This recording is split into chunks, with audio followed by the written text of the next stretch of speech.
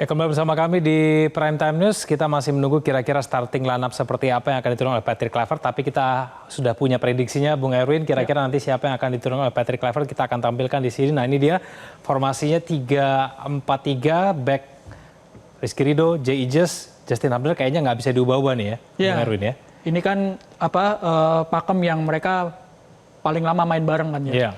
Masih ada Messilgers, kalau Jordi Amat sudah dicoret, tapi yang tiga ini memang banyak yang bilang ini sebaiknya jangan diubah-ubah karena chemistry-nya juga oke mereka gitu sudah ya. dapat gitu ya kerja sama antar timnya gitu. Ya, di lini tengah ada Calvin Verdong, Joey Pelupessy, Tom Hay dan Kevin Dix sempat diragukan main, tapi kayaknya akan diturunkan tetap begitu ya sama Coach Patrick ya, Bung Erwin bagaimana? Ya, Calvin Verdong, Pelupessy, Hay sama Dix ini memang juga menurut saya ini adalah formasi terbaik. Kalau dilihat dari pemain-pemain yang sudah dicoret ya, di posisi Verdong itu ada Pratama Arhan sama Shane Patinama itu dicoret. Sementara di posisi Kevin Dix ada Asnawi Mangkualam juga dicoret di pertandingan malam hari ini. Jadi memang empat orang ini terutama kiri kanannya Kevin Dix juga sangat mungkin tampil sebagai starter karena Asnawi sudah dicoret ya. Kalau misalnya Kevin Dix meragukan tentu Asnawi juga masih ada di tim gitu. Ya, disiapin juga mungkin buat cadangan begitu. Betul. Tapi kemudian akhirnya tetap dicoret juga akhirnya. Nah, lini depan ini juga menjadi pertanyaan besar ya karena kemudian seperti yang kita bahas tadi ya, Bung Erwin ya, ini Marcelino dan kemudian dengan Ragnar itu nggak main. Dean James dan juga Egy. Kira-kira pola permainan seperti apa kemudian akan ditampilkan dengan formasi 3-4-3 nih, Bung Erwin? Kalau Ole hampir pasti main ya. Sekali lagi kalau dia nggak cedera, dia fit pasti main. Cuma di kiri kanannya ini yang masih rame persaingannya ya. Apakah Dean James juga bisa bermain di kiri, bisa bermain di posisinya Verdong, tapi di posisi itu ada Rafael, ada Vano juga yang bisa main ya di kiri. Sementara kalau Egy, dia performanya bagus di kompetisi di Liga 1, tapi dia juga nggak sepenuhnya aman karena di situ juga ada Yakob Sayuri yang juga bisa main di posisi Egy. Jadi kiri kanan yang di posisi 3 depan ini yang paling ramai persaingannya. Iya, tapi dengan formasi 3-4-3 ini memang juga formasi yang terbaik buat Indonesia. Yang paling familiar dengan pemain-pemain ini 3-4-3. Sejak era Coach STY lalu ke Coach Patrick, ini yang paling familiar, yang paling sering dipakai. Nah, kalau kita melawan China, Messi harus menang. Jadi memang pola permainan pada malam hari ini kita harus tampil menyerang ya, Bung Erwin, bagaimana menurut? Untuk menang memang harus cetak gol, dan untuk cetak gol permainan yang paling masuk akal adalah menyerang. Cuma kan harus diwaspadai bahwa menyerang itu juga bisa menimbulkan malapetaka kalau ketika di serangan balik mereka nggak sigap, dan itu sudah terbukti di pertandingan lawan China di pertandingan pertama kan. 2 gol yang tercipta, terutama gol kedua itu kan hasil serangan balik ketika pemain-pemain udah sampai di garis tengah semua, serangan balik ini 3 backnya terlambat sehingga mereka kebobolan gol kedua. Nah, China kira-kira akan memainkan formasi 4-4-2 ya kalau misalnya memang betul. Nah, kalau misalnya formasi 4-4-2 kira-kira dengan 3-4-3 ini bagaimana, Bung Erwin? 4-4-2 itu kan yang harus diwaspadai adalah pemain sayap sama pemain depannya ya. 4-4-2 berarti 4 pemain gelandangnya duelnya sama 4 pemain yang ada di sini yang di tengah di Indonesia ini. Cuman bedanya 4 di Indonesia kan kiri kanannya pemain back sayap, sementara kalau di 4-4-2 4 di kiri kanannya itu pemain sayap. Jadi perlu kejelian dari pemain-pemain Indonesia, terutama Verdong sama Kevin Dix ketika dia naik turun untuk menyerang, karena yang dihadapi adalah pemain sayap ya, bukan pemain back sayap seperti mereka gitu. Terus di back 3 ini mereka akan menghadapi 2 orang pemain depan. Sehingga beda kalau misalnya pakai 1 striker yang dihadapi adalah 1 lawan 1 gitu ya. Tapi ini 3 lawan 2 dan benar-benar harus waspada. Jangan sampai kejadian terulang ketika menghadapi Cina di pertandingan pertama. Serangan balik, mereka kedodoran dan tercetak gol untuk China. Ya, semoga kesalahan pada pertemuan pertama tidak terulang begitu ya, Bung Erwin ya. Ini waktu sudah menunjukkan pada pukul 18.19. Nah, kita akan melihat bagaimana kemudian situasi terkini di Stadion Utama Gelora Bung Karno. Anda bisa melihat sendiri di sebelah kanan layar kaca Anda adalah situasi terkini di Stadion Utama Gelora Bung Karno, di mana kita lihat sudah ada puluhan ribu supporter ya yang kemudian sudah memadati Stadion Utama Gelora Bung Karno. Bung Erwin, dengan dukungan puluhan ribu, antusiasme sudah sedemikian tinggi, kira-kira ini menjadi tekanan atau bisa menjadi motivasi buat pemain kita, Bung Erwin? Harusnya bisa menjadi motivasi ya, karena ini kan bukan pertandingan pertama didukung oleh penonton segitu banyak. Cuma sekali lagi bahwa nggak boleh lengah sedikit pun. Jangan sampai motivasi, semangat itu berubah menjadi bumerang gitu ya. Dan potensi itu kan juga harus diwaspadai karena China pernah menang lawan Indonesia dan kondisinya kan sama sebetulnya. Ketika waktu lawan China di sana, Indonesia itu kan nggak pernah kalah di 3 pertandingan. Sementara China kalah 3 kali. kan berapi-api, wah bisa menang nih. Kondisinya mirip sekarang. China ada di dasar klasemen, mereka juga habis kalah 2 kali, Indonesia habis menang lawan Bahrain, lawan Arab menang, dan posisinya Indonesia lebih menguntungkan. Jangan sampai lengah. Yang menarik adalah kata-kata Coach Patrick tadi kan, jangan sampai gaya main, cara main ini membuat pemain-pemain lengah. Ini kan berkaca pada pertandingan pertama. Ketika menguasai permainan, peluangnya juga banyak, tapi malah kalah. Nah ini yang harus benar-benar diwaspadai.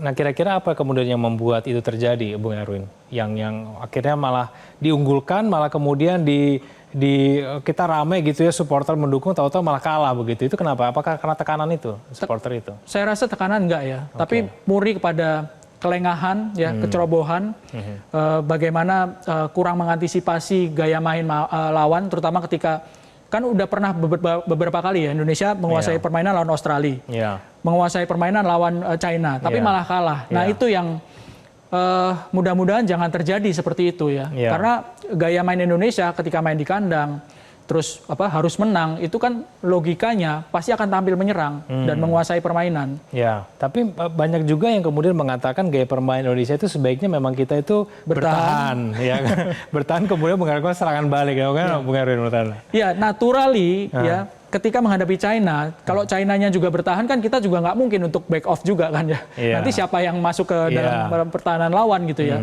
Tapi memang di pengalaman sebelum-sebelumnya ketika menghadapi lawan yang tampil bertahan justru kita kalah gitu. Tapi ketika kita yang bertahan, counter attack Indonesia bisa cetak gol dan menang gitu. Jadi ya nggak bisa mengandalkan gaya main kemarin-kemarin gitu ya. Harus adaptif juga kepada pertandingan gitu. Lawannya mau tampil seperti apa ya, harus adaptasi yang cepat gitu kan. Ya, ini malam ini memang kita misi wajib menang nih Bung Erwin. Tapi kalau misalnya kita draw atau kita kalah, semoga enggak ya, kita nggak ada yang mau itu terjadi. Tapi kalau itu terjadi, apakah kita sudah pasti tercoret dari Piala Dunia? Kalau Indonesia menang, itu peluangnya masih terbuka lebar untuk bisa lolos ya, paling tidak ke babak keempat. Bisa lolos langsung, asalkan Indonesia bisa menang di 2 pertandingan terakhir, lawan China, lawan Jepang. Syaratnya Australia kalah 2 kali. Australia kan posisinya ada di atas sekarang. Tapi kalau Indonesia seri, peluangnya semakin berat karena pertandingan terakhir itu menghadapi Jepang di kandang Jepang. Dan kita tahu bahwa pemain Jepang mau level 1-nya, level 2-nya ya akan tetap berat untuk dihadapi oleh tim manapun di grup ini. Mereka sudah dapat tiket ke Piala Dunia kan. Jadi seri belum tertutup tapi berat. Kalau kalah ya sangat berat sekali gitu ya. Karena lawan-lawan di Indonesia di bawah-bawahnya di Bahrain dan China ini kan juga mereka pasti ingin lolos gitu kan. Nah kalau misalnya memang kita kalah, berarti kita harus bergantung dari pertandingan tim lain begitu ya Bung Erwin ya? Harus menang lawan Jepang dan bergantung di pertandingan tim lain. Jadi syaratnya itu, kalau Indonesia seri atau kalah, itu bergantung sama pertandingan tim lain. Dan syaratnya harus menang lawan Jepang di pertandingan terakhir. Itu mutlak. Ya, tantangan juga pada malam hari ini mungkin mengenai bola-bola mati juga nih Bung Erwin, yang mungkin harus diwaspadai. Kira-kira ini menjadi salah satu kunci juga tidak buat kemenangan kita atau bahkan mungkin menjadi senjata dari China, bola-bola mati ini?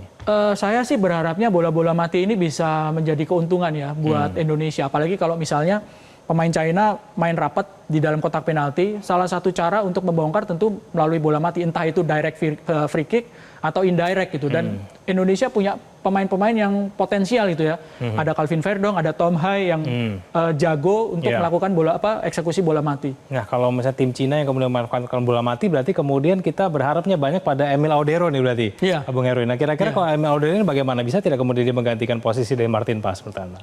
Emil Audero ini salah satu challenge-nya, salah satu tantangan dia adalah bagaimana beradaptasi cepat, terutama dengan pemain-pemain yang ada di depannya persis nih ya. 3 orang pemain, siapapun yang main, dia harus beradaptasi cepat.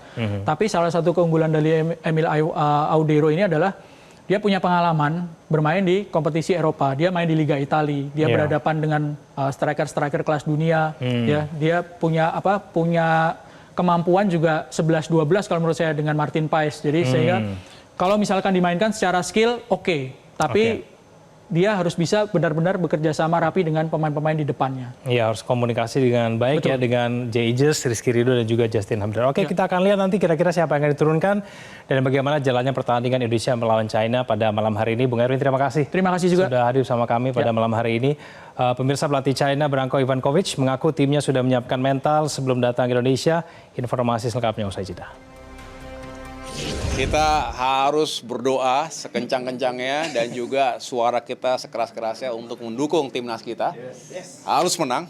Harus menangnya menentukan. Mudah-mudahan berapa ya kira-kira ya? Kayaknya 2-0 deh. Mudah-mudahan. Jelas timnas menang. Iya. 1-0. 1-0. Ini optimis ya, ada kata semangat nggak buat timnas? Timnas nasional, timnas Indonesia maju terus, insya Allah menang 1-0. Oke, terima kasih Bapak. Ya. Ya, harapan saya tentu Indonesia menang di kesempatan yang baik bagi kita Indonesia. Dan saya mengajak seluruh masyarakat Indonesia untuk berdoa agar Indonesia menang. Prediksi skornya berapa nih Pak? Dan menang 2-0. 2-0, oke, makasih Pak. Jelajahi cara baru mendapatkan informasi. Download Metro TV Extend sekarang.